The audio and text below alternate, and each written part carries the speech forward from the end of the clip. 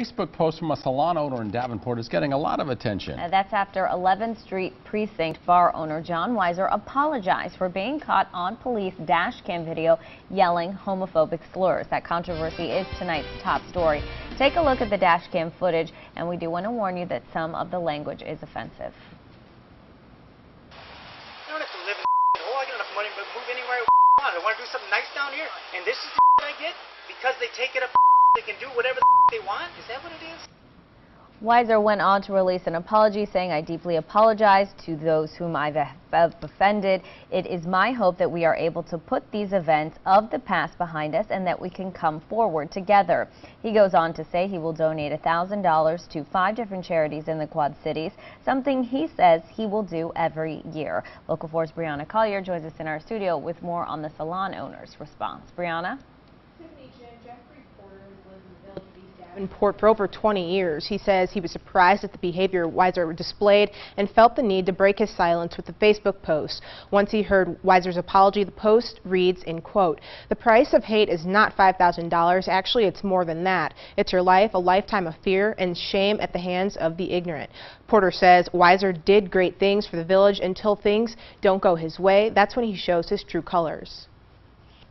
Having someone say something so offensive, so openly, it just hit me in a place that has never been touched before, so I just couldn't be quiet any longer.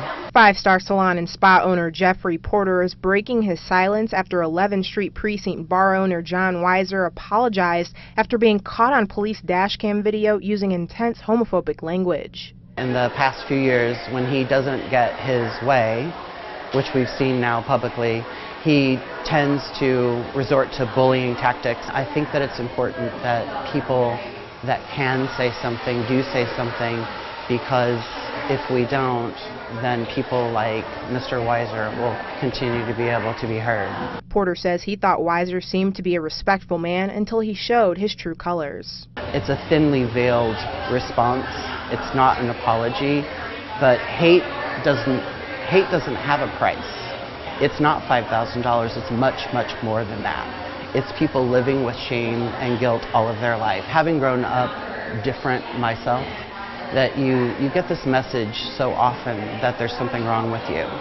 And we know that there are young people that are struggling with being bullied, with facing fear every day. So it's not okay for people to have to live with that. We all know people that are part of a community that may not be strong enough to speak for themselves. My message is one of inclusiveness, and let's not exclude those people, let's include those people.